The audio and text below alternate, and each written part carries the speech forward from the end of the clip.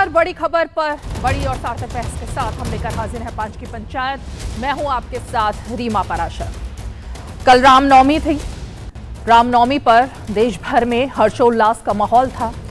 सभी की धार्मिक आस्था का विषय था और ये सालों साल से रामनवमी पर, क्योंकि आस्था का विषय है, भगवान राम जो सबके लिए सर्वमान्य भगवान हैं, उनकी झांकियां निकाली जाती हैं, उनके लिए व्रत रखे जाते हैं। और कल के दिन क्योंकि नवमी भी थी तो नवरात्र भी खत्म हो रहे थे, तो धार्मिक आस्था का विषय था।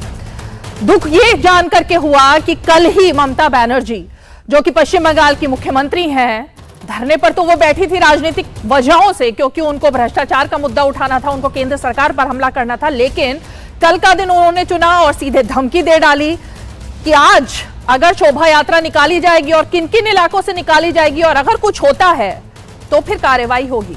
एक राज्य की मुख्यमंत्री कुछ होने से पहले ही अगर इस तरह का ऐलान करती हैं, इस तरह की धमकी देती हैं, तो उसके पीछे के क्या मायने हैं, ये जानने और तलाशने की कोशिश कल से की जा रही थी।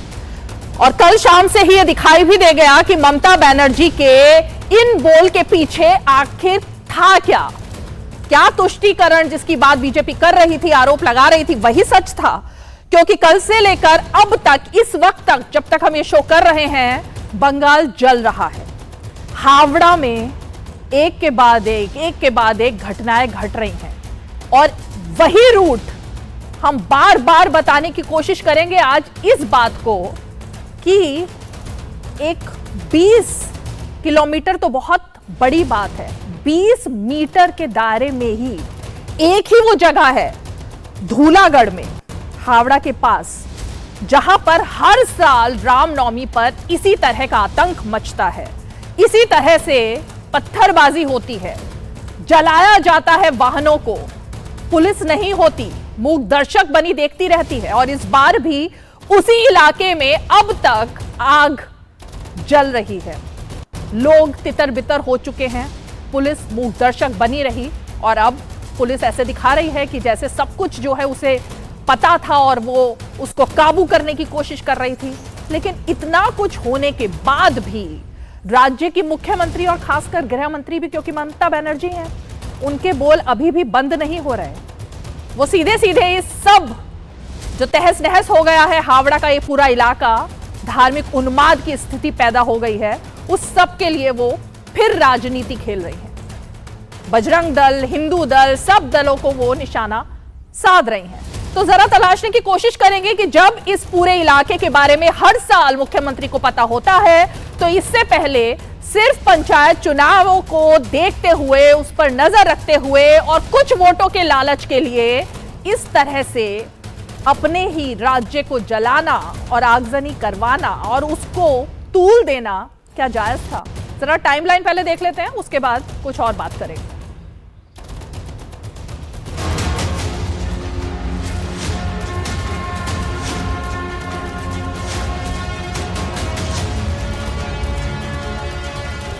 बंगाल के चुनाव हो तो उसके बाद भी हजारों लोगों के ऊपर पथराव, आगजनी, बम फेंकना ये आम सी बात बन गई। और ममता जी के राज में जिस तरह से पत्रकारों पर हमले हुए, शोभा यात्रा रामनवमी की निकालते उन पर पथराव हुआ है, इससे ज्यादा शर्मनाक और क्या हो? देश कभी माफ नहीं करेगा। ममता बनर्जी बंगाल में खास करके रोहिंग्या बांग्लादेशी घुसपैठियों के लिए रेड कार्पेट बिछाया है। তোমার যে রূপ ছিল সেই রূপ তুমি চেঞ্জ করলে কেন? তুমি আনঅথরাইজড রূপে গেছো, ইচ্ছা করে একটা কমিউনিটিকে ধাক্কা দেওয়ার জন্য এবং হামলা করার জন্য। তোমরা জেনে রাখো, হামলা করে যদি কেউ ভাবো মামলা করে রেহাই পাবে। ममता बनर्जी बतौर बंगाल के मुख्यमंत्री और गृह मंत्री इस हिंसा के लिए सीधे तौर पर जिम्मेदार हैं। Certainly, provocation is provided by certain elements. I would first and foremost call them anti-social elements. देश के सौहार्द और देश की एकता के ताने बाने को छिन्न भिन्न करने की जो आपराधिक साजिश है, उसको किसी भी तरह का प्रोटेक्शन नहीं मिलना चाहिए। 42 संगठनों के साथ एक साथ मिलकर ये जुलूस निकली थी। सभी प्रशासन के आग्रह पे हम लोगों ने सारा ये शोभा यात्रा एक साथ मिलकर निकाला कि जिससे प्रशासन को असुविधा नहीं हो। आज हम लोगों ने पूरा एक साथ निकाल दिया कि कोई शांतिपूर्वक निकल रही है, और आज के बाद फिर उन्होंने उपद्रव किया। क्या प्रॉब्लम है उनको? रात भर आ सीसीटीवी कैमेराना माध्यमथी एक लोकोने ओळखीने તમામ ગુનેગારો પર પગલા લેવામાં આવશે।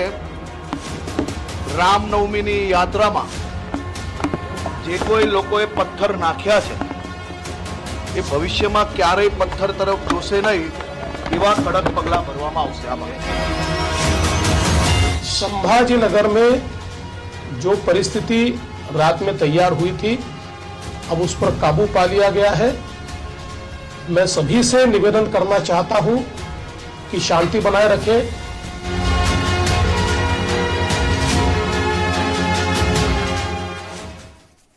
देखिए, बात तो पश्चिम बंगाल की होगी, हावड़ा की होगी, और हमने इसमें आपको महाराष्ट्र और खासकर गुजरात के बारे में इसलिए दिखाया और सुनाया क्योंकि हिंसा वहां पर भी हुई, झड़पें वहां पर भी हुई।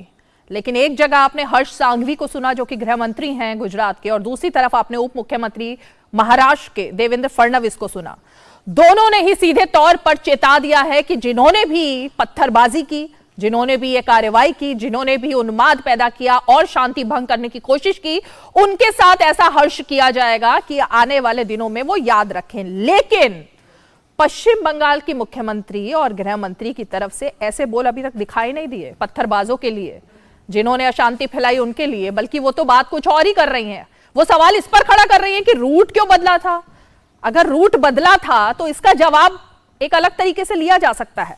हालांकि बीजेपी कह रही कोई रूट नहीं बदला, वीएचपी कह रही कोई रूट नहीं बदला, लेकिन क्या रूट बदला तो फिर हिंसा करने का लाइसेंस मिल गया ममता बनर्जी की तरफ से पत्थरबाजों को और इन लोगों को? सवाल का जवाब सबसे पहले हम अपने सहयोगी प्रसन्नजीत से ही जानने की कोशिश करते हैं, क्योंकि वो इस वक्त मौका वारदात पर भी मौजूद हैं और वो उस जगह पर है जहां पर की गृह मंत्री, मुख्यमंत्री और उनके तमाम नेतागण, अभिषेक बैनर्जी की ट्विटर टाइमलाइन भी कुछ कह रही है। प्रसन्नजीत, आरोप लग रहा है कि जो वीडियोस वो ट्वीट कर रहे हैं वो एक तरीके से फेक वीडियोस हैं। तो क्या जताने की और दिखाने की कोशिश है और माहौल क्या है अभी प्रसन्नजीत? देखिए, पहले बता दूं कि 4:20 पर देश की गृह मंत्री अमित शाह ने प्रदेश बीजेपी की सभापति और सांसद डॉक्टर सुकांत मजुमदार को फोन करके स्थिति की जायजा लिए। तो हम मान सकते हैं कि आगे जाके होम मिनिस्ट्री की तरफ से कुछ कार्रवाई, मतलब सेंट्रल होम मिनिस्ट्री की तरफ से कुछ कार्रवाई हो। ये खबर मैं पहले अपने दर्शकों को देना चाहता था। 4:20 पर अमित शाह जी की तरफ से सुकांत मजुमदार के पास फोन आया था, पहली बात। दूसरी बात यह है कि आप टाइमलाइन की बात कह रही थी जी। कहानी यह है कि आज ममता बनर्जी जो प्रदेश की पुलिस मिनिस्टर भी है, होम मिनिस्टर, अपने जो प्रतिक्रिया है, इस प्रतिक्रिया में उन्होंने कह रही थी कि पिछले 1 महीनों से ये बजरंग दल, हिंदू दल, ये दल, वो दल, ये लोग साजिश कर रहे थे। तो अगर आपको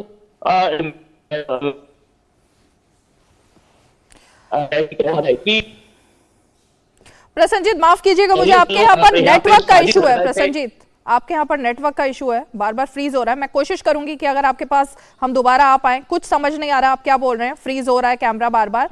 लेकिन प्रसन्नजीत ने एक बहुत अहम बात कही है, और प्रसन्नजीत ने यह बताया है कि गृह मंत्री अमित शाह ने पूरे हालात का जायजा लेते हुए फोन किया है शुभेंदु अधिकारी को और उनसे पूछा है कि आखिर क्या माहौल है, सच्चाई क्या है, और तमाम बातें जो है वो बीजेपी की तरफ से कही भी जा रही हैं। 2 और बड़ी खबरें आपको यहां पर दे दें कि बीजेपी की तरफ से शुभेंदु अधिकारी जो कि नेता हैं, उन्होंने एनआईए जांच की मांग कर दी है, और खासकर उन्होंने एक अपील भी कोर्ट में दायर कर दी है इस बात को लेकर कि इस हिंसा की जांच होनी चाहिए और कैसे होनी चाहिए। उन तमाम बातों को लेकर अब सोमवार को कोर्ट इस बारे में फैसला लेगा और सुनवाई कोर्ट में की जाएगी। ये तमाम जो अपडेट्स हैं वो लगातार, क्योंकि राज्य में हालात बदल रहे हैं, लगातार जो ट्वीट्स हैं इस वक्त सोशल मीडिया पर वो भी छाए हुए हैं, और एक के बाद एक शुभेंदु अधिकारी के ट्वीट को सबसे पहले जरा हम दिखाते हैं, जो उनकी तरफ से किया गया है कि मैंने एनआईए जांच के लिए और तुरंत सेंट्रल फोर्सेस के डिप्लॉयमेंट के लिए मांग की है, और साथ ही राज्य में लॉ एंड ऑर्डर की जो सिचुएशन है उसकी बहाली करने के लिए, और खासकर जो कि मासूम और निर्दोष लोग हैं उनकी जान बचाने के लिए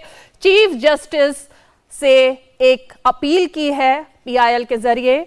और मुमकिन है कि सोमवार को इस पूरे मामले की कलकत्ता हाई कोर्ट में सुनवाई हो इस हिंसा के बारे में, और साथ ही ये जो रामनवमी की जो शोभा यात्रा निकली उसके बारे में, ये जो तमाम बात है ये शुभेंदु अधिकारी ने अपने ट्वीट के माध्यम से अभी जानकारी दी, और खासकर गृह मंत्री अमित शाह ने बात की। चलिए, बेहद ही खास मेहमान हमारे साथ सीधा इस वक्त जुड़ गए हैं। मैं परिचय करा देती हूँ अपने खास मेहमानों का। हमारे साथ अपराजिता सारंगी जी हैं, जो कि सांसद हैं और राष्ट्रीय प्रवक्ता हैं भारतीय जनता पार्टी की। हमारे साथ मोहम्मद तौसीफ उर रहमान जी मौजूद है, जो कि प्रवक्ता हैं तृणमूल कांग्रेस के। हमारे साथ नेता उद्धव गुट की शिवसेना के संजय गुप्ता जी भी मौजूद हैं। हमारे साथ मुफ्ती मंजूर जियाई साहब भी मौजूद हैं, जो कि प्रमुख हैं इंटरनेशनल कारवां के। और हमारे साथ स्टूडियो में संजय राणा जी, विश्लेषक राजनीतिक तौर पर, वो भी मौजूद हैं। लेकिन मोहम्मद तौसीफ उर रहमान जी, ये रामनवमी की शोभा यात्रा से दिक्कत थी, वीएचपी से दिक्कत थी, बीजेपी से दिक्कत थी, या राम से ही दिक्कत थी? किस चीज से दिक्कत थी जिसको लेकर के ये सब हुआ है? और उससे पहले ही आगाह कर दिया गया था कि अगर ऐसा होगा तो ऐसा होगा, ऐसा होगा तो कार्रवाई होगी, यहां से निकलोगे तो ऐसा होगा। ये सब पहले से कैसे पता लग गया था? सभी की बहुत बहुत बधाई, मेरे सारे पैनलिस्ट को और आपको भी, और पूरे डीडी न्यूज वालों। उसके बाद देखिए, कुछ चीजें ऐसी है जो आपको सुनना पड़ेगा, और आपको अगर इंटरप्ट ना करे तो मुझे बहुत खुशी होगी इस बात की। मेरे सीनियर पैनलिस्ट भी सब बैठे हैं यहाँ पे। पहली बात तो धूलागढ़ में कुछ नहीं हुआ है हावड़ा के शिवपुर में। और जितनी सारी बातें आपने बताई और आपके जो सहयोगी ने बताया, मैं नहीं कहूंगा कि वो झूठ हो, बिकॉज वो एक गलत वर्ड में यूज हो जाएगा। मगर मैं आपको ये भी बताना चाहता हूं, हो सकता है आपको किसी ने गलत खबर दे दिया या आपके सहयोगी को सही से खबर नहीं मिला। शिवपुर में जो लड़ाई हुई, कल जो दंगा हुआ, ठीक है, वो अपनी जगह है। मगर मैं आपको थोड़ा सा ज्योग्राफिकल एक स्टेट देना चाहता हूं। बंगाल एक आस्था की जगह है मैडम, और बंगाल में दुर्गा पूजा, काली पूजा, सरस्वती पूजा, लक्ष्मी पूजा, रात को जितने भी सत्संग होते हैं, यहाँ बंगाल में आधे से ज्यादा कम्युनिटी के लोग जो हैं वो मुसलमान हैं। अभी जैसे रमजान का महीना चल रहा है, तो अभी जो अफ्तारी चलेगी मैडम, वो 90% हिंदू दावत देते हैं अफ्तार में। और मैं आपको बताते चलूं, मेरा नाम तौसीफ रहमान है, मैं खुद 10 से अधिक से ज्यादा दुर्गा पूजा कमेटी का सेक्रेटरी हूं। अब रही बात शिवपुर के दंगों की, तो आप मुझे ये बताइए, रूट चेंज हुआ नहीं हुआ वो बड़ी बात नहीं। मैं पहले हिंदुस्तान और भारत के हर एक जनता से कहना चाहता हूं कि कल जिसने दंगा किया वहां पे, ना वो हिंदू थे और ना वो मुसलमान थे। अगर वो कोई थे तो मोदी के नॉनसेंस क्रिएटर्स थे, मोदी के न्यूसेंस थे, और मोदी के पालने वाले कुत्ते थे जिन्होंने ये ड्रामा किया, जिन्होंने ये बदतमीजी की। भाषा का ध्यान रखा जाए, भाषा का ध्यान रखा जाए। तौसीफ जी, भाषा का ध्यान रखा जाए, भाषा का ध्यान रखा जाए। तौसीफ जी, भाषा का ध्यान रखा जाए। कोई ऐसा कह दे, सुनाई दे रहा है? तौसीफ जी, सुनाई दे रहा है? कोई ऐसा कहे हम नहीं सुनेंगे। बंगाल की आदत ही नहीं है। अरे बंगाल तो ऐसा देश है जहां मुसलमान दुर्गा को कंधे में रख कर घूम रहा है। ये कौन से लोग थे जिनके हाथ में पिस्टल थी? ये कौन से लोग थे जिनके हाथ में रिवॉल्वर था 9mm का? वो कौन से लोग थे जहां 9 साल के बच्चों के हाथ में तलवार थी? और आपको देखना है इसका सबूत। आप वीडियो देखना चाहते हैं, मैं वीडियो दिखाना चाहता हूं आपको। जरा सा हिम्मत रखिएगा मैडम, मैं आपको नहीं दिखाना चाहता हूं, मेरे सहयोगी। ये कौन से बच्चे हैं? ये कौन लोग हैं जिनके हाथ में रिवॉल्वर है? ये हिंदू नहीं हो सकते, ये सवाली, ये सनातन धर्म के लोग नहीं हो सकते, ये इस्लाम को मानने वाले लोग नहीं हो सकते। सुन लिया मैंने, ये मोदी के पाले हुए सुन लिया तौसीफ जी। एक तो लैंग्वेज का ध्यान रखें, दूसरी चीज ये, एक मिनट, आपने और कहा ये जिनके ऐसे ही रहेंगे। एक सेकंड और पहली बात इनके तो साथ और पहली नहीं, बात नहीं, आप मेरी बात सुनिए। तौसीफुर रहमान आपको जी, किसने कह दिया, तौसीफुर रहमान आपको जी, किसने कह तौसीफुर दिया रहमान कि जी, ममता बनर्जी ने स्टेटमेंट नहीं तौसीफुर दिया? रहमान, आपने तौसीफुर गुजरात रहमान के जी, होम मिनिस्टर की बात करवा तौसीफुर दी। रहमान जी, नहीं एक नहीं नहीं, मैं नहीं सेकंड, सुनूंगा, एक मैं नहीं सेकंड, सुनूंगा। एक सेकंड, आपने एक फडणवीस सेकंड। की बात सुना दी, तौसीफुर रहमान जी, आपको मुझे आपने म्यूट ममता करना बनर्जी की पड़ेगा। बातें सुनी? म्यूट करना पड़ेगा ना उन्होंने सर। साफ साफ कहा अरे कि सर, म्यूट कर दूं मुसलमान आपको? दिखे या वहां पर हिंदू दिखे, एक एक को जेल में भरिए और जितनी सी जितनी बड़ी केस दे सकते हैं आप उसको दीजिए। आपने ये क्यों नहीं दिखाया दूरदर्शन में? ठीक है, बोलिए। आपको दिखाना चाहिए था। तौसीफ जी, दिखाना क्या है वो मैं देख रही हूँ, अभी देख रही हूँ। आपके नहीं। हाथ का मोबाइल भी देखा, और जो बीच में आगजनी दिख रही है और जो बेचारे विक्टिम दिख रहे हैं वो भी हम दिखा रहे हैं। दूसरी बात कुछ नहीं होने वाला। दूसरी बात तौसीफुर रहमान जी, TMC को मिला था। तौसीफुर रहमान जी, अगले 4 साल में हिंदू कौन है? पूरे 300 सीट मिलेगी। हिंदू और कौन ये है? करके हिंदू देखिए, कौन है? बंगाल के लोग बहुत समझदार हैं। तौसीफुर मैडम, रहमान जी, हिंदू बंगाल कौन के है? लोग बहुत समझदार हैं। हिंदू ये होने हथकंडे का- शुभेंदु अधिकारी ने लास्ट ईयर भी किया था, मुंह के बल खाए, 60 सीट से ऊपर नहीं जा सके। और यकीन मानिए, भगवान का कृपा रहा और श्री राम जी का आशीर्वाद रहा और दुआ रही मेरे खुदा की। आप देखिएगा, जो ये 60 सीट है ना, वो 6 में नहीं आ गया तो मेरा नाम तौसीफ रहमान नहीं। तौसीफुर मैं माफी रहमान जी, चाहता चुप हूं रहिएगा। आपसे। अब सुन लीजिएगा, मैं शांति माफी चाहता हूं शांति आपसे से अगर सुन आपको लीजिए। बुरा लगा मेरी बात। तौसीफ जी, शांति से सुन लीजिए। दो चीजें, हिंदू कौन है और हिंदू कौन नहीं है, इसका सर्टिफिकेट तौसीफुर रहमान से किसी हिंदू को नहीं चाहिए। नहीं हिंदू चाहिए इतने ना? बुरे नहीं होते, नहीं चाहिए। मुसलमान इतना बुरा नहीं होता। हिंदू होने मेरा का हिंदू इतना बुरा नहीं। सर्टिफिकेट तौसीफुर रहमान से नहीं चाहिए, पहली बात। मेरा हिंदू दूसरी इतना बुरा नहीं हो बात, सकता। दूसरी बात, आपका मैं हिंदू जिनको मेरा जानता हिंदू की हूं, तो वो यहाँ इतने बात ही बुरे नहीं नहीं हो रही ना। ये पाले हुए जैसे जानवर, ये जानवर है। जैसे कि मैं ये शिवपुर सर्टिफिकेट, वाले जानवर एक सेकंड तौसीफ जी, जैसे कि ये सर्टिफिकेट मैं नहीं बांट रही कि हर पत्थरबाज मुस्लिम है, इसी तरह है, इसी तरह हर हिंदू के हाथ में क्या है, ये आप सर्टिफिकेट मत दीजिए। मैं आपको सर्टिफिकेट नहीं दे रही यहाँ पर, हिंदू है ही नहीं। मैं नहीं दे रही आपको सर्टिफिकेट कि हर पत्थरबाज जो है वो मुस्लिम है या नहीं है, तो आप भी मत दीजिए जानवर है मोदी के, प्लीज। ओके, वो नरेंद्र मोदी के पाले हुए ओके जानवर हैं, तौसीफ जी, जिनको तौसीफ जी, अगर एटिकेट्स आपने, नहीं पता, तौसीफ जी, जिनको बहुत ही कोई क्षमा के तरीका नहीं साथ, पता। बहुत ही क्षमा के साथ मुझे कहना होगा, अगर आपने बाद में एक बार फिर इस भाषा का इस्तेमाल किया तो मैं आपको क्षमा पूर्वक हाथ जोड़कर कहूंगी कि कृपया करके या तो जबान बंद रखें या आप शो से चले जाएं। इस तरह की भाषा का इस्तेमाल, इस तरह की भाषा का इस्तेमाल तृणमूल कांग्रेस बंगाल में करती होगी, नहीं रह सकता। तृणमूल कांग्रेस इस तरह की भाषा का इस्तेमाल करती होगी, यहाँ पर नहीं चलेगी ऐसी भाषा सर। नहीं मैडम, नहीं, ये जानवर कौन है और कौन नहीं है, ये भाषा यहाँ नहीं चलेगी। हमारे हावड़े वाले को कोई बदनाम करे, मेरे शिवपुर के हिंदुओं को कोई बदनाम करे, तौसीफ रहमान ये नहीं सहेगा। सभ्य भाषा में बात हो सकती है, सभ्य भाषा में बात हो सकती है तौसीफ। अरे मैं शिवपुर का सत्संग अटेंड करता हूं, मैं शिवपुर के पूजा अटेंड करता हूं। अरे कल अन्नपूर्णा की पूजा चल रही है, मैंने अटेंड किया है। ये कौन से हिंदू थे वहां पे? ये कौन सा मुसलमान था वहां पे? कोई नहीं हो सकता। वो ना वो हिंदू थे ना वो मुसलमान थे, वो पाले हुए जानवर थे, वो पाले हुए जानवर थे। मैं क्षमा चाहता हूं आपसे। करने से कोई बात सच या गलत नहीं हो जाएगी, ठीक है? एक बात आपने बोल दी, पुलिस की मैंने रिपोर्ट सुन ली, होगी, दर्शकों ने सुन पुलिस की ली, रिपोर्ट सभी आ गेस्ट ने सुन ली। बार बार एक ही भाषा का इस्तेमाल आप करेंगे, उससे क्या सच हो जाएगा साबित आपका, मुझे समझ नहीं आ रहा है। एनीवे, ये सच की बात नहीं है। दूसरा सवाल, ये एक आइंदा- मिनट ये तौसीफ आइंदा जी, ये कम तौसीफ होगा। जी, तौसीफ जी, एक मिनट। पुलिस के हाथ बंधे हुए हैं बंगाल में, बार बार ये आरोप कुछ नहीं बंधे हुए। पुलिस के हाथ क्या बंधे हुए थे? कल भी पुलिस के हाथ बंधे हुए थे और आज भी क्या पुलिस के हाथ बंधे हुए हैं? मैं ये जानना चाहती हूँ गृह मंत्री से, मुख्यमंत्री से, दोनों एक ही पोस्ट है उनके पास, बताइए। हाँ तो आपने स्टेटमेंट तो सुना ही नहीं मैडम, आपने स्टेटमेंट उनका सुना ही नहीं। उन्होंने कहा है कि एक एक सीसीटीवी चेक कीजिए और अगर कोई भी इंसान निकले, ना उसका जात देखिए, ना उसकी रिलीजन देखिए, ना उसकी क्रीड देखिए, अंदर भरिए केस, मैं बताऊंगी कैसे दिया जाता है और वो उसको बेल कैसे मिलेगा। वो टीएमसी देख लेगा, वो यहाँ की चीफ मिनिस्टर देख लेंगी, यहाँ का गवर्नमेंट देख लेगा। आपको हिंदुस्तान को बातें बताना जरूरी है। आप एक वरिष्ठ पत्रकार हैं, आप बता रहे हैं ना, हिंदुस्तान को ये बताना भी जरूरी है। हर साल रामनवमी पर क्यों सब डर जाते हैं बंगाल में शोभा यात्रा निकालने से, ये बताना भी जरूरी है दर्शकों को। हर साल दुर्गा पूजा 4 साल से लगातार एक ही जगह पर पत्थरबाजी अगर हो रही है, एक ही जगह पर अगर शोभा यात्रा में दिक्कतें आ रही हैं, एक ही जगह पर हिंसा हो रही है, तो दर्शकों को ये बताना भी जरूरी है उस एक जगह में क्या इशू है।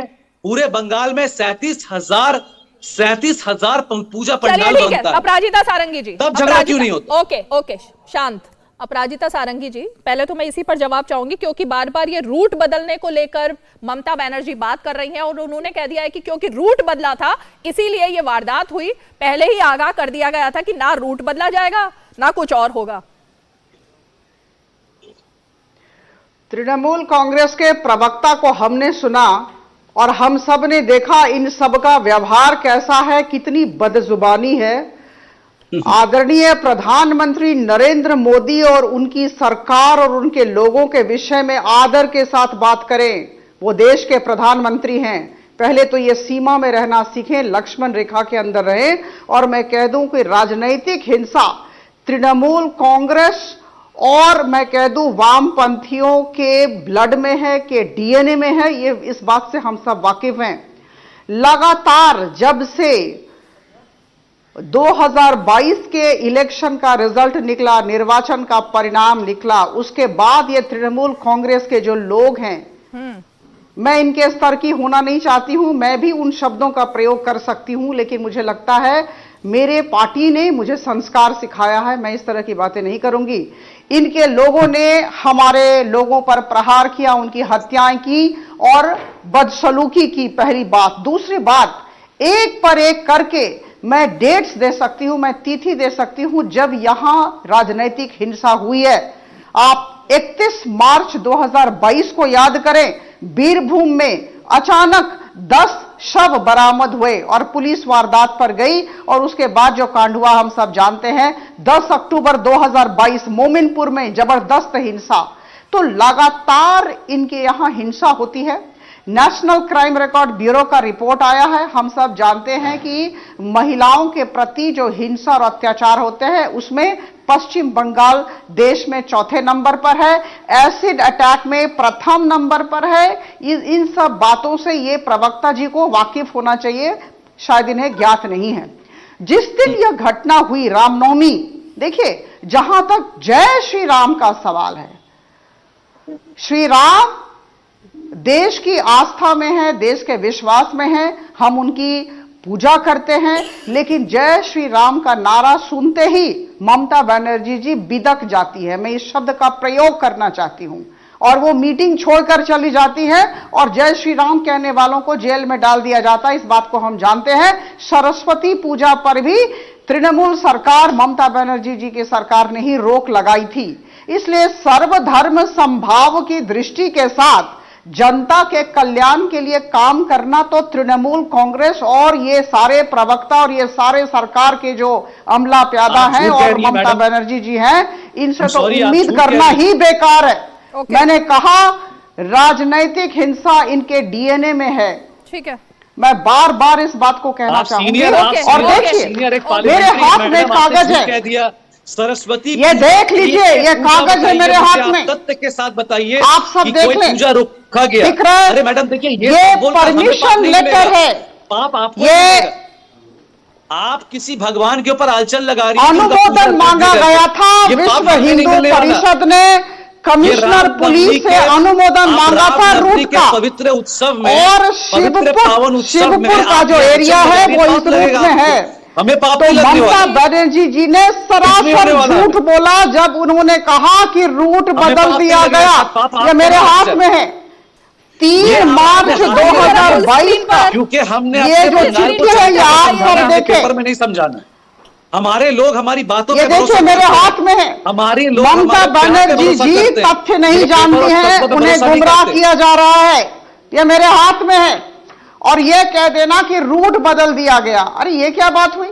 सही बात कहा गया। देखिए हमने फडणवीस जी को सुना, हमने गुजरात के होम मिनिस्टर को सुना, देखिए किस तरह से उन्होंने कहा अरे जिसने भी किया उसे बख्शा नहीं जाएगा, कानून अपना काम करेगी। मुझे लगता है किसी भी मुख्यमंत्री को इतना ही कहना चाहिए तो लोगों के। ठीक है। और इन्होंने चैलेंजिंग मूड में इस तरह की बातचीत की, धमकाने वाली बातचीत की, यह क्या सही है? ठीक है। और बहुत अच्छी बात है कि हमारे आदरणीय सवाल अपराजिता जी और तौसीफ जी और अपराजिता जी, क्योंकि सवाल अपराजिता जी मैं आ रही हूँ आपके पास, क्योंकि सवाल विश्व हिंदू परिषद पर खड़े हो रहे हैं। हमारे साथ वीएचपी के प्रवक्ता और नेता, यहाँ पर नेता तो नहीं कहेंगे, प्रवक्ता हमारे साथ मौजूद है इस वक्त, विनोद बंसल जी। विनोद बंसल जी, पहले मैं सबसे पहले आपसे, क्योंकि अभी अपराजिता जी ने वो लेटर दिखाया परमिशन का जिसमें रूट को लेकर सारे सवाल खत्म हो जाते हैं, लेकिन ममता बनर्जी हो या उनके जो प्रवक्ता पार्टी के यहाँ तौसीफ जी बैठे हुए हैं, दोनों ने अभी भी बार बार उसी को मुद्दा बनाया है कि आप लोगों ने जानबूझ करके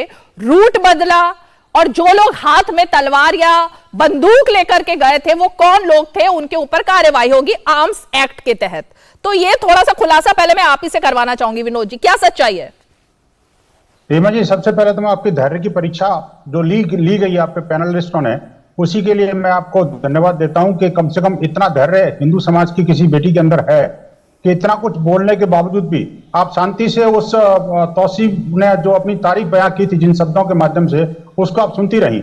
मुझे बड़ा ताज्जुब है कि अगर कोई और एंकर होता तो इस व्यक्ति को उठा करके चैनल से हटाता। देखिए जिस सब प्रधानमंत्री क्या हिंदू को बदनाम कर रहे हैं, हिंदुत्व को बदनाम कर रहे हैं, मैंने उनको कहा है। अब मैंने जर्नलिस्ट साहिबा को नहीं कहा है, मैडम जो बैठी है मैंने उनको नहीं कहा है। मैं नहीं बोलूंगा आपको कुत्ता, मैं आपको कुत्ता नहीं बोलूंगा। मैंने वहां पर दो लेडीज को नहीं बोला। मैं हिंदू समाज का एक क्या निकलना जननायक हूँ। मैं आप मेरे पंजाबियों को तंग मैं आपको कुत्ता नहीं बोल सकता, लेकिन आप जो कुत्ते जो जिस तरह से भौंकते हैं ना समाज के अंदर, जिस तरह से हावड़ा के अंदर लहूलुहान किया, जिस तरह से हावड़ा के अंदर आपके गुंडों ने वहां पर पत्थरबाजी करी, आगजनी करी और अनियंत्रित लोगों के ऊपर आक्रमण किए, उससे आप बोल रही है। नहीं होगी। मैं तो चुपचाप सुन रहा था इन बात को। मोहम्मद तौसीफ क्या दिक्कत है? मोहम्मद तौसीफ 22 मिनट, मोहम्मद तौसीफ 22 मिनट आप अकेले बोलते रहे हैं, बाकी पैनलिस्ट को मौका दीजिए, और अगर आप बीच में बोलेंगे तो मैं आपको म्यूट करूंगी। ये तरीका ठीक नहीं है। आपकी बारी में सब लोग शांति के साथ सुन रहे थे, मैं भी सुन रही थी साथ में। 22 मिनट पूरे शो के आप ले चुके हैं और उसके बावजूद आप बोले जा रहे हैं, ये क्या तरीका है? मुझे तमीज बस सिखाइए कि मैंने अपने, और आप भी किसी को इस तरह की भाषा से नहीं इस्तेमाल करेंगे। चलिए चुप रहिए प्लीज।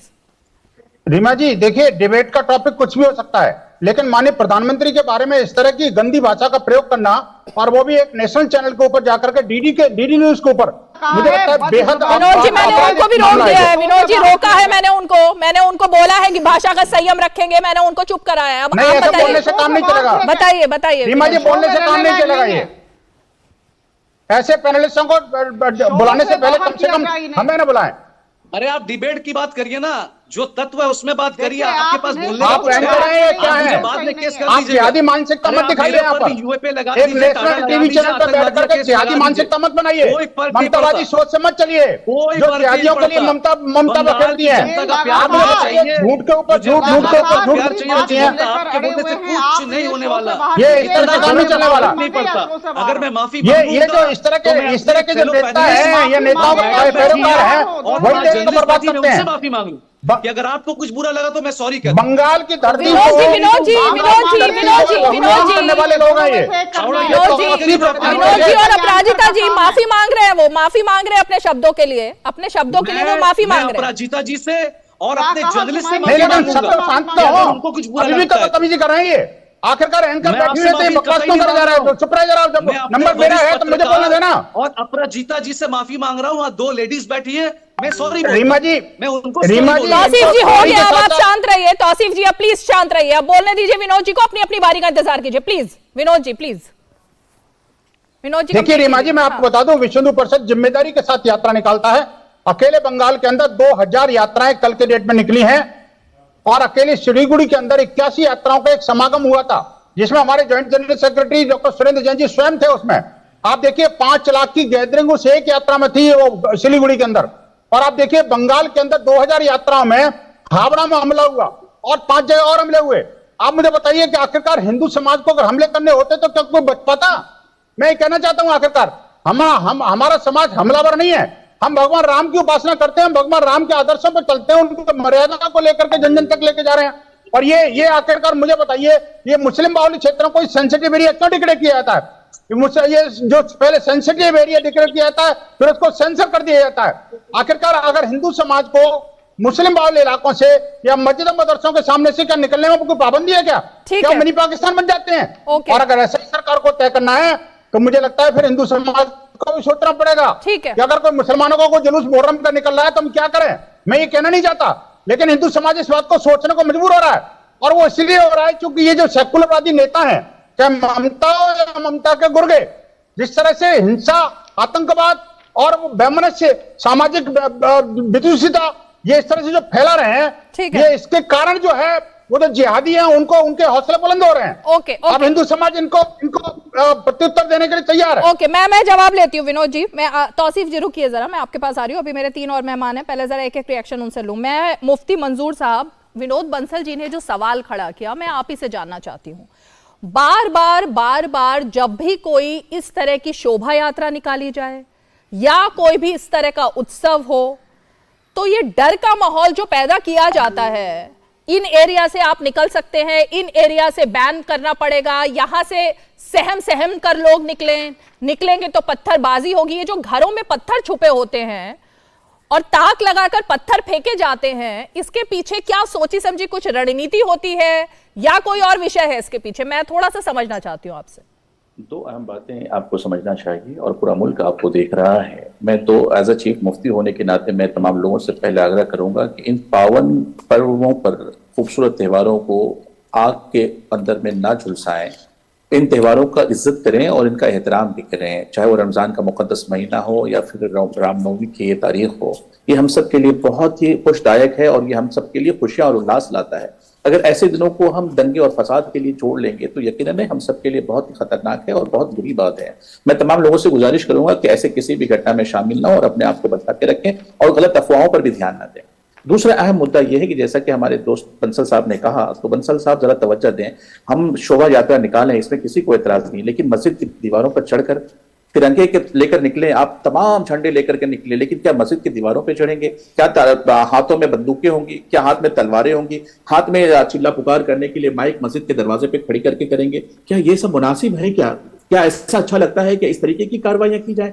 मैं उन तमाम दंगा फसादियों की सख्त मजम्मत करता हूं, जिन लोगों ने भी गलती की है उसके ऊपर मैं सख्त कार्रवाई की मांग करता हूं, लेकिन ऐसा कोई भी यात्रा के सपोर्ट आप भी नहीं करेंगे और आपके पैनलिस्ट, तमाम पैनलिस्ट भी नहीं करेंगे। मुझे उम्मीद है कि एंकर साहिबा भी नहीं करेंगी कि हाथों में तलवारें हो, हाथों में बंदूक हो और हाथों के अंदर में ऐसे हथियार हो जो कि बिल्कुल गैर कानूनी है, और ऐसी चीजों को लेकर मस्जिदों की दीवारों पर चढ़ के मस्जिदों पर झंडे लगाना, आपने तस्वीरें और वीडियोस तमाम देखी होंगी। क्या ये सब मुनासिब है बंसल साहब? अगर ये मुनासिब है तो आप दुनिया के सामने कहें ये मुनासिब है, हम कहेंगे जैसा चलाएं। बिल्कुल मैं जवाब देना चाहता हूँ। बंसल जी जवाब। हिमा जी देखिए, ये जो मस्जिदों पर चढ़ने की बात कर रहे हैं, मस्जिदों पर तिरंगे की बात कर रहे हैं, बिल्कुल सफेद झूठ है। मैं इनको चैलेंज करके कहता हूं, अगर देश के किसी भी हिस्से के अंदर किसी भी मस्जिद के ऊपर कभी भी कोई हिंदू समाज का कोई व्यक्ति जो प्रोसेशन से निकल करके उसके ऊपर चढ़ करके कुछ कर रहा होगा, तो मैं चैलेंज करता हूं किसी पुलिस ने भी उसको सर्टिफाई किया हो। एक बात, ये झूठ का पुलंदा जिस तरह से ममता जी बोल रही है उसी तरह से ये मुफ्ती साहब बोल रहे हैं। कम से कम ये तो अपने आप को मुफ्ती कह रहे हैं, तो कम से कम इनको सच्चाई पे ध्यान देना चाहिए। मुफ्ती जी ये वीडियो जो आप दिखा रहे हैं, एक मिनट, मुफ्ती जी ये वीडियो कहां से आया है? देखिए ये वीडियो पूरे सोशल मीडिया पे आपके सामने है। सोशल मीडिया पर फेक वीडियो सुबह से चल रहा है, ये तो आपको पता चल गया होगा ना। इस साल का तो ये वीडियो भी नहीं है, ये आपको पता लगा या नहीं लगा है कि ये फेक वीडियो है? ये सब फर्जी खबर, ये सारे वीडियो आपकी पहुंची कि ये फेक वीडियो है अभी तक। ये इसी चीज को सोशल मीडिया पर जिस समाज के मुफ्ती ऐसे बहुत जिम्मेदार है। अरे बंसल जी, अब देखिए आपके तर्ज पे मैं भी बोल सकता हूँ। बंसल जी मैं आपके ऊपर भी आरोप कर सकता हूं। मैं चैलेंज कर रहा हूं आपको, अंदर में फसाद मैं चैलेंज कर रहा हूं देश के किसी भी पुलिस स्टेशन से इस बात पूरे मुल्क में अमन शांति का माहौल किसी मस्जिद पर हिंदू समाज ने चढ़ करके कोई झंडा फहराया है वाले लोग हैं, मैं आपकी बात मान जाऊंगा। बड़ा भाई आप मुझे बताइए कौन सी पुलिस ने इस बात को कहा है? लेकिन आप जिहादी का प्रोपेगेंडा चलाते हैं। ओके एक सेकंड मैं आ रही हूं। ओके आप दोनों के पास, मुफ्ती जी एक मिनट मुफ्ती जी आ रही हूं मैं आपके पास। संजय गुप्ता मोहम्मद के नाम का खंजर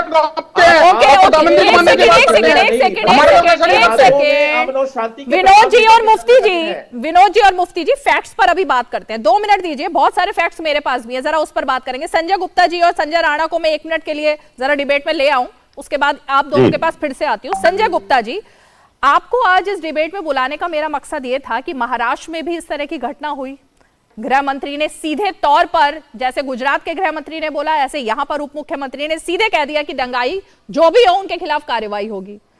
लेकिन ये जो अपीजमेंट की, तुष्टीकरण की राजनीति जब चलती है देश में और कांग्रेस कहती है कि दंगे अपने आप नहीं होते, तो कराए जाते हैं, आप ही की सहयोगी है, किसकी तरफ इशारा कर रही है ये? आवाज नहीं आ रही संजय गुप्ता जी, अनम्यूट कीजिए। म्यूट करूं? कहां से करूं? बोलिए संजय जी, बोलिए संजय जी। आ रही है मेरी आवाज आपको? आ रही है, बोलिए। देखिए, ऐसा है कि सहयोगी किसी के कोई भी हो सकते हैं और सहयोगी तो बदलते रहते हैं। कोई भी पार्टी ऐसी नहीं है हमारे देश के अंदर जिसके सहयोगी इस तरह के ना रहे हो या उस तरह के ना रहे हो। लेकिन हमने क्या कहा, हमारी पार्टी ने क्या कहा, मेन वही होता है। तो उन शब्दों से हमें जोड़ा जाए या बीजेपी के किसी साथी से उनको जोड़ा जाए, वो ठीक नहीं है। सबसे पहले तो मैं, जो टीएमसी के प्रवक्ता बैठे थे, उन्होंने जिस तरह से प्रधानमंत्री साहब के लिए जो शब्द यूज किए, उसकी मैं घोर निंदा करता हूं। और इस तरह के निम्न स्तर की भाषा का जिस तरह से उन्होंने इस्तेमाल किया, मैं उन्हें सलाह दूंगा कि इस तरह की सलाह, वो इस तरह की भाषा वो दोबारा इस्तेमाल ना करें। आपने तो बर्दाश्त कर लिया, लेकिन शायद मैं होता तो 1 सेकंड के लिए बर्दाश्त नहीं करता और 1 मिनट में इनको डिबेट से बाहर करता। पर लेकिन आपने बर्दाश्त किया। ये आपका शो है, आपका चैनल है, तो मैं इस बात को संजय जी आपने सुना नहीं। एक तो पहली बात उन्होंने माफी मांगी, दूसरी बात जिस वक्त उन्होंने इस शब्द का इस्तेमाल किया था उसी वक्त उनके साथ में काफी लंबी बहस हुई। उसके बाद उन्होंने अपने शब्द वापस लिए और उसके बाद उन्होंने ये कहा कि मैं माफी चाहता हूं। अब इसमें तो पार्टी अपना राष्ट्रीय प्रवक्ता किसको घोषित करती है, ये मेरे दारोमदार से बाहर का विषय है ना। शिवसेना किसको अपना प्रवक्ता बनाती है, तृणमूल कांग्रेस किसको अपना प्रवक्ता बनाती है, ये तो पार्टी की अपनी लाइन पर निर्भर करेगा। हम सिर्फ उसकी भाषा पर संयम के लिए उसको कह सकते हैं, उसको निकाल सकते हैं, लेकिन उसको नियुक्त किया जाएगा। ये तो तमाचा मार दे और सॉरी बोल दे, क्या ऐसा करेगी ममता जी? बताइए ना, ममता जी के गाल पर कोई, इनके गाल पर कोई तमाचा मार दे और कह दे सॉरी, क्या सब करेंगे? ये कमाल की बात कर रहे हैं। हावड़ा के दंगों पर बात करिए, अगर कुछ बोलने का है आपको तो। हावड़ा के दंगों पर बंगाई तो आपके लोग हैं, हावड़ा के दंगों पर तो बंगाई तो टीएमसी के गुंडे हैं। हावड़ा के दंगों पर दंगाई के लिए जिम्मेदार तो ममता बनर्जी है। हावड़ा के दंगों पर ममता बनर्जी जिम्मेदार है। ममता बनर्जी को इस्तीफा देना चाहिए तुरंत।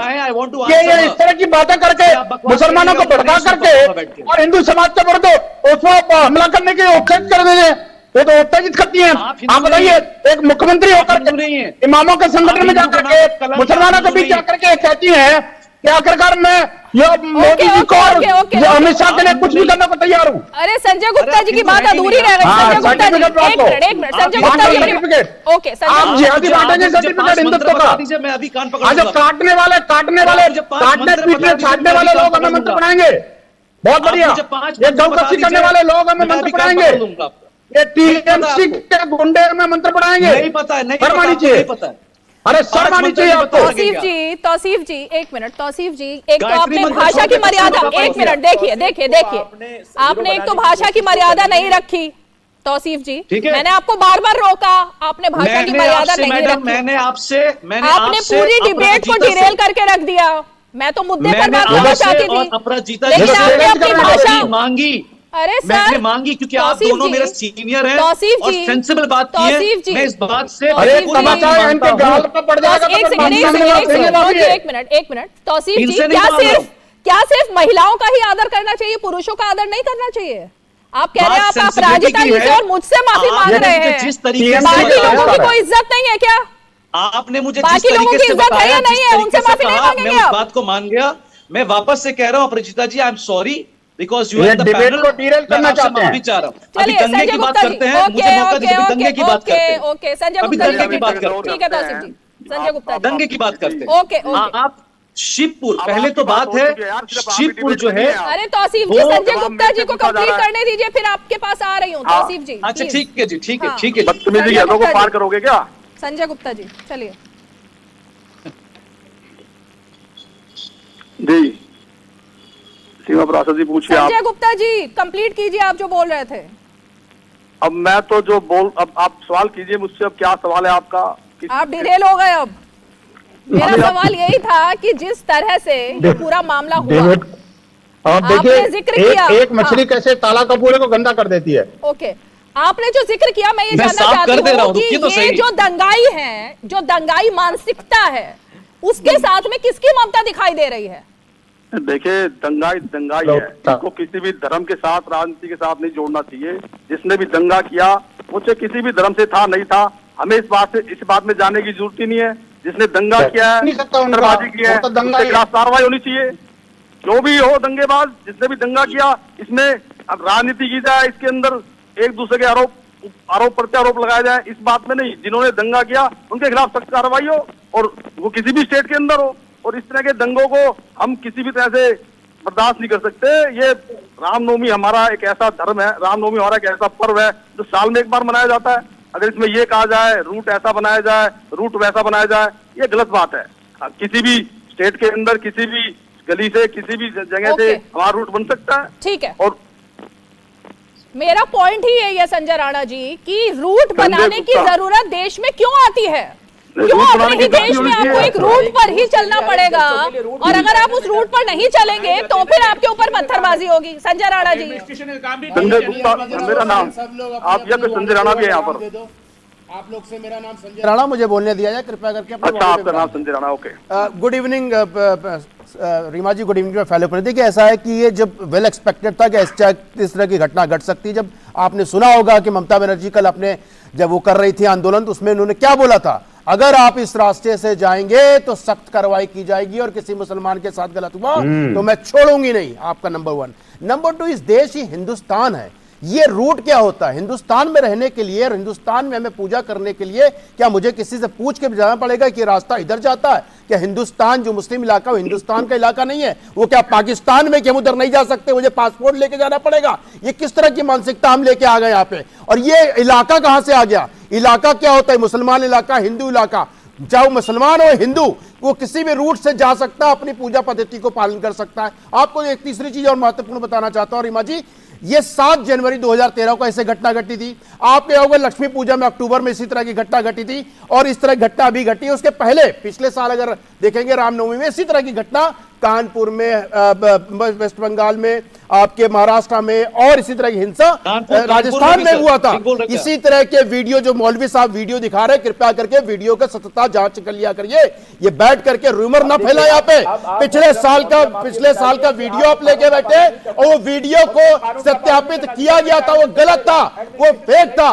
देखिए, ऐसा है कि दो चेहरा लेके मत बैठिए मौलवी साहब। एक मौलवी है, आप इज्जतदार व्यक्ति हैं, आपके ऊपर एक जिम्मेवारी है कि अपने समाज को अच्छा और बुरे चीज के बारे में बताएं। और जब इस तरह की मानसिकता रखने वाला व्यक्ति टीवी में बैठ कर अगर वो गलत वीडियो दिखाता है तो अपने लोगों को क्या शिक्षा देता होगा? ये बहुत बड़ा महत्वपूर्ण प्रश्न हो जाता है। और ये बताइए रीमा जी, ये हमेशा बंगाल में ही क्यों होता है?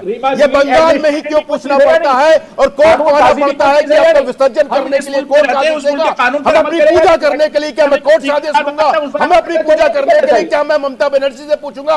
हमें अपने पूजा करने के लिए क्या मुसलमानों से मुझे पूछना पड़ेगा कि हम अपनी पूजा कर सकते हैं कि नहीं कर सकते? ये कोई तरीका थोड़ी ना होता। लेकिन यहाँ पे मोहम्मद तौसीफ, मैं यही जानना चाहती हूँ, मेरा पॉइंट तौसीफ जी यही है।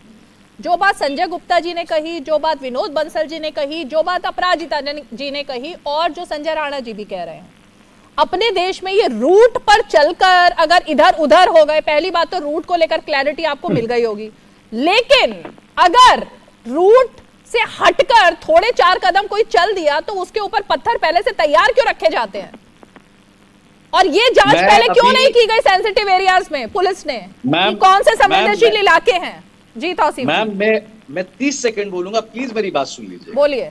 अभी संजय जी ने जो बात कहा, इमोशनली मैं इनके साथ हूं, क्योंकि अगर रिलीजियस बात हो और अगर कोई रैली निकलना चाहता है तो मुझे नहीं लगता है कि रूट एक मैपिंग की जरूरत है। मगर ना ये संजय जी के हाथ में है, ना ये आपके हाथ में है, ना अपराजिता जी के हाथ में, ना शुक्ला जी के हाथ में, ना मेरे हाथ में। संविधान ये कहता है कि जहां पे 20 लोग के ऊपर अगर कोई लोग एक साथ चल के जाते हैं, चाहे वो पॉलिटिकल रैली हो, रिलीजियस रैली हो, वहां पे मैपिंग होता है। मैं आपको एक और ये बात बता संविधान में किस एक्ट में लिखा हुआ है कि 20 आदमी से अगर ज्यादा जाते हैं तो संवेदनशील इलाके में नहीं जा सकते? धारा 144 लगी थी क्या? ये किस संविधान में लिखा है? हमें संविधान का आर्टिकल बताओ, संविधान का नाम नहीं, मुझे आर्टिकल बताओ, सेक्शन बताओ किसके अंतर्गत है कि आप 20 आदमी के ऊपर नहीं जा सकते।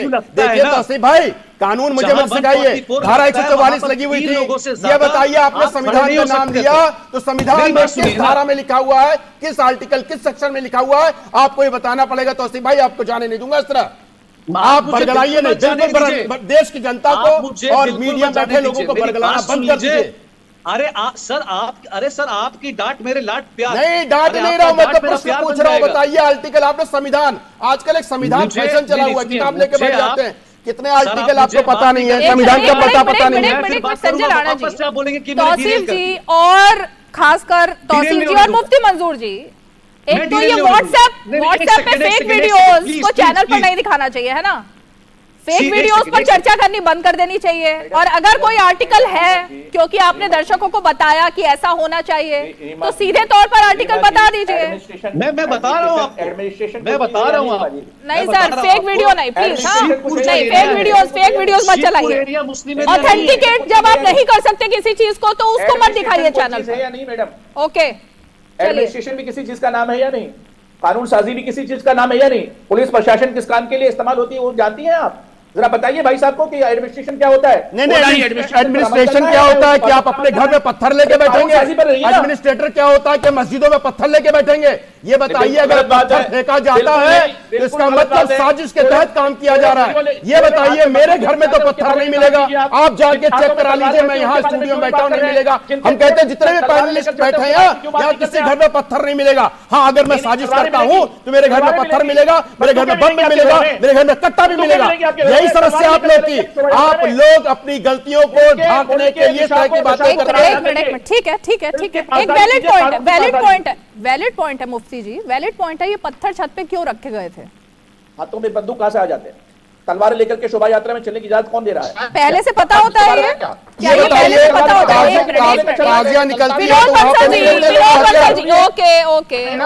ओके, विनोद बंसल जी, अफसोस की बात, विनोद बंसल जी, उनको पता था कि आप, उनको पता था कि तलवार और रिवॉल्वर आएगी इसलिए पत्थर रखेगा। ये बात तो क्लियर हो गई, ये बात क्लियर हो गई है विनोद जी। और बार बार जब भी पत्थरबाजी की बात होती है इसलिए होती है। सामने तलवार और गोलियां दिखाई नहीं दे रही है मैडम, आपकी आंखों में शायद ठीक है सर, मैं वही तो सवाल पूछ रही हूँ मुफ्ती जी। हाँ बताइए। मैडम पर अटैक करना शुरू कर दिया विनोद बंसल जी, उसने माफी मांगी थी कि ये भी माफी मांगेंगे। देखिए रीमा जी, मैं एक बड़ी जिम्मेदारी के साथ कह रहा हूँ, आप मुझे बताइए कि पिछले वर्ष भी हमें जो है पिछले 3 वर्ष से लगातार अपनी शोभा यात्राओं को निकालने के लिए, अपने त्योहारों को मनाने के लिए हाईकोर्ट की शरण लेनी पड़ रही है बंगाल के अंदर। कौन नहीं जानता इस बात को लेकर के? और उसके बावजूद वो कहते हैं कि नहीं रमजान है तो आप जो है ना दुर्गा पूजा नहीं कर सकते, आप रमजान है तो आप होली नहीं मना सकते, आप अगर मुसलमान बस्तियों के साथ निकल रहे हो तो आप ये नहीं कर सकते, वो नहीं कर सकते। अरे भाई, ये बस्ती वाला मामला जो है वो तो आपके डिबेट में बड़ा क्लियर हो गया। हाँ। ये बस्ती का मतलब है कोई पाकिस्तान की बस्ती है, ऐसा लग रहा है। अब दूसरी बात यह कि आखिरकार हिंदुओं को अपने त्योहार मनाने के लिए क्या हाईकोर्ट तक जाना पड़ेगा? ये स्थिति होगी भारत के अंदर।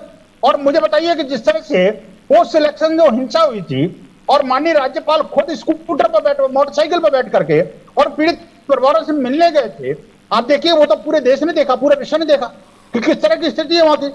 जिसके स्टेट में गवर्नर तक सुरक्षित ना हो, जिसके स्टेट में गवर्नर तक की बात नहीं मानी जाती हो, आप सोचिए उस डिक्टेटरशिप का अंत क्या होगा? ओके, ठीक है विनोद जी, ठीक है। हिंदू समाज के धैर्य की परीक्षा ना ली जाए। ओके। अपराजिता जी, मैं आप ही के पास आना चाहूंगी, क्योंकि ममता बनर्जी कल से अब तक लगातार, जो वो पहले धरने पर बैठी रामनवमी पर, उसके बाद भी उनके जो बयान आए हैं वो सीधा अटैक आपकी पार्टी पर कर रही हैं। इस पूरी हिंसा के पीछे भी वो कह रही हैं कि बीजेपी के गुंडे, जो बात यहाँ पे तौसीफ जी ने जिस भाषा का इस्तेमाल किया उसी तरह की कुछ भाषा ममता बनर्जी की भी है। वो भी ये कह रही है कि सारे मास्टरमाइंड जो है वो बीजेपी के लोग हैं, जो पंचायत चुनाव से पहले ये सब करना चाहते थे। अपराजिता जी, पंचायत के चुनाव के लोग तो बेचारे भागे हुए हैं अपने घरों से। देखिए, नेता की भाषा जैसी होगी वैसे प्रवक्ताओं की भाषा होगी और उनके अन्य सहकर्मियों की भाषा होगी। आश्चर्य की बात तो बिल्कुल नहीं है। मैं कह दूं कि जहां तक रामनवमी का सवाल है, पश्चिम बंगाल में कल करीबन 10,000 रैलियां लगाने का प्रावधान था या फिर ऐसी योजनाएं थी। विश्व हिंदू परिषद ने कहा, भारतीय जनता पार्टी ने कहा, करीबन 10,000 रैलियां। आप यह ना भूलें कि ममता बनर्जी जी जो प्रदेश की मुख्यमंत्री हैं वो गृह मंत्री भी हैं और उनका काम है मॉनिटरिंग करना, उनका काम है अपने डीजीपी के साथ बैठना और देखना कहां क्या किस तरह की कानून व्यवस्था है। लेकिन वो क्या कर रही थी, वो केंद्र सरकार के खिलाफ धरने पर बैठी थी। तो जब अगर गृह मंत्री मुख्यमंत्री धरने पर बैठे रहेंगे तो मॉनिटरिंग कौन करेगा। और ऐसे भी हम जानते हैं कि ये सर्वविदित है, ये छिपाने वाली बात नहीं है, हमारे पास तथ्य है, हमारे पास तर्क हैं कि पश्चिम बंगाल की कानून व्यवस्था चरमराई हुई है। वहां पर हिंसा होना या फिर हत्याएं होना आम बातें हैं। ठीक है। तो ऐसी स्थिति में मुझे लगता है कि अगर ऐसी घटना हुई तो हुई क्यों, ममता बनर्जी जी ने ऐसे होने कैसे दिया, किस तरह की कानून व्यवस्था यह है वहां, ये तो मुझे लगता है प्रमाणित हो गया कि वहां law and order has gone for a toss. और मैं कह दूं कि जहां तक दंगाइयों का सवाल है, जिसने भी दंगा किया उसके विरुद्ध कानूनी कार्रवाई हो, यह भारतीय जनता पार्टी चाहती है। और आप सबको ज्ञात है कि अभी कुछ समय पहले भारतीय जनता पार्टी की तरफ से नेशनल इन्वेस्टिगेशन एजेंसी NIA की तरफ से इंक्वायरी हो, इस तरह की मांग की गई है। तो हम चाहते हैं दूध का दूध पानी का पानी हो जाए, जिसने किया उसे सजा मिले। ठीक है तौसीफ जी, वक्त की कमी है लेकिन मैं जल्दी से आपको बता दूं, ये जो दंगे भरमार हो रहे हैं ममता सरकार और आपकी सरकार में 2011 से लेकर इस साल तक रिकॉर्ड तोड़ हर बार हर साल दंगे हो रहे हैं।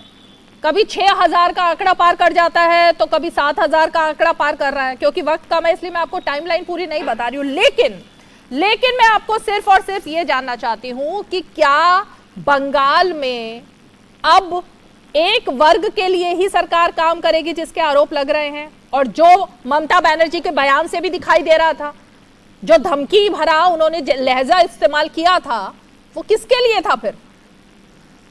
देखिए ये जो आपने कहा है कि एक वर्ग के लिए काम किया जा रहा है, वो बिल्कुल झूठ बात है। यहाँ देखिए सबसे अच्छी बात ये है कि मीडिया में हम जितना भी बैठ जाए और मीडिया वाले कुछ भी कहते हैं, पैनलिस्ट कुछ भी कहते हैं, पत्रकारों पर हमला क्यों किया गया था?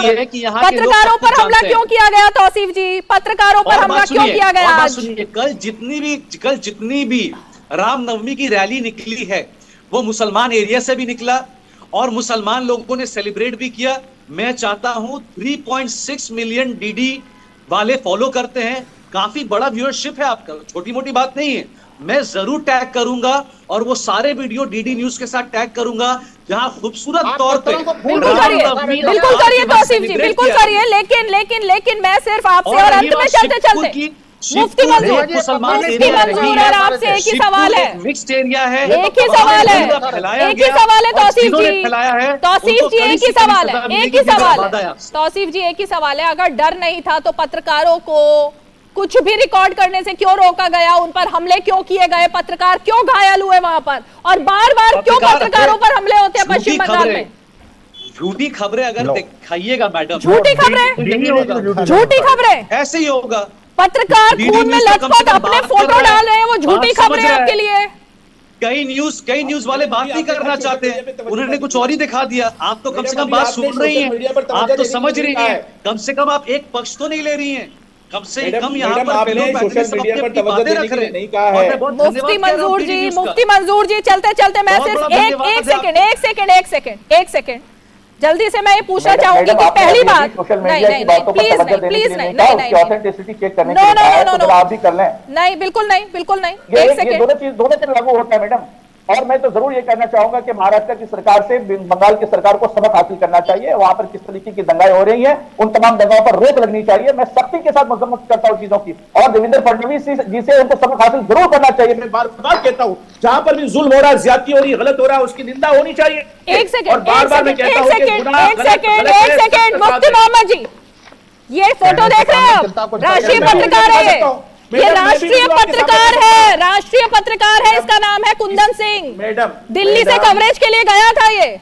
खून में लथपथ फोटो अपनी डाल रहे हैं, जुल्म हुआ है, ज्यादती हुई है। आप इसको भी प्लांटर कह देंगे क्या मुफ्ती मोहम्मद जी? ज्यादती के खिलाफ खड़ा हूं, लेकिन आपको सोशल मीडिया की जहां बात करेंगे तो सोशल मीडिया दोनों के लिए एक ही जैसा है, इस बात का ध्यान आप भी रखें। लेकिन साथ ही साथ में विनोद बंसल जी, हम तुम्हें चलते चलते एक लाइन में संजय राणा जी और विनोद बंसल जी, जल्दी से एक लाइन में मैं जानना चाहूंगी, पत्रकारों पर हमला, किस चीज का डर, और पत्रकार अपनी खून से लथपथ फोटो डाल रहे हैं ट्विटर पर। देखिए रीमा जी, आपके डिबेट में क्लियर हो गया जिस तरह से भाषा का प्रयोग किया गया और जिस तरह से हमले किए गए। जब इनका बस नहीं चलता, कोई तथ्य नहीं होता, सत्य नहीं होता, कहने को कुछ होता नहीं है, तो अल्टीमेटली एंकर को ब्लेम करने लग जाते हैं। और उसी तरह से जब सच्चाई छुपने की गुंजाइश नहीं होती इनके पास, तो उसके बाद में ये पत्रकारों को सेंसर कर देते हैं। ओके, संजय राणा आप देखिए जिस तरह से सेंसिटिव एरिया को सेंसर करके इन्होंने रखा हुआ है, ऐसे ही सेंसर के अंदर चाइना में भी चलता है, जहां पे समाचार करने की कोशिश कर रहे हैं, इंफॉर्मेशन बाहर ना आ पाए। उसी तरह बंगाल में भी लगता है, बंगाल कम चाइना हो गया है कि इंफॉर्मेशन बाहर ही ना आ पाए, लोग सच्चाई ना जान पाए और ये अपना दुराचार फैलाते रहे। इनका काम ही ऐसा है। बहुत बहुत शुक्रिया, बहुत बहुत शुक्रिया। आप सभी खास मेहमान हमारे साथ जुड़े, लेकिन सबसे अहम बात यही है, भले ही तमाम राजनीति होती रहे, राजनेताओं पर सवाल भी खड़े करेंगे हम, ये हमारा काम है, लेकिन पत्रकारों पर जिस तरह से बंगाल में हमला हुआ है इसकी हम निंदा करते हैं। पत्रकार अपना काम करने के लिए अपना जान जोखिम में डाल करके जाते हैं और यही बार बार बंगाल में दिखाई भी दे रहा है।